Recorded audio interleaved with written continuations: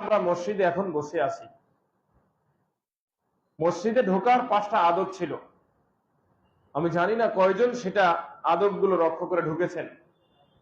এর মধ্যে 1 নাম্বার ছিল মসজিদে ঢুকবো তো ডান পা দিয়ে। কোন পা দিয়ে? মসজিদে ঢুকবো বিসমিল্লাহির রহমানির রহিম পরে ঢুকবো। মসজিদে ঢুকবো তো দুরূদ শরীফ পরে ঢুকবো। মসজিদে ঢুকবো তো মসজিদে ঢোকার যে প্রবেশের দোয়া আছে সেটা পরে ঢুকবো।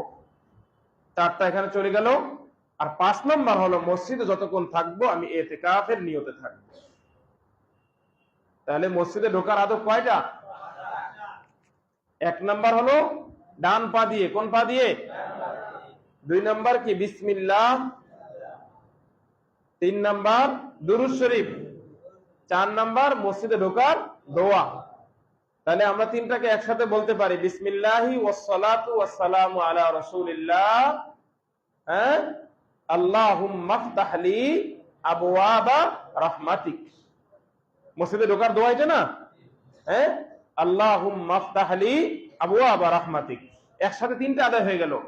বিসমিল্লাহি ওয়াসসালাতু ওয়াসসালামু আলা রাসূলিল্লাহ, বিসমিল্লাহ হয়ে গেল, দুরূদ শরীফও হয়ে গেল, আল্লাহুম্মা ফতাহ লি আবওয়াবা রাহমাতিক। 3টা হয়ে গেল।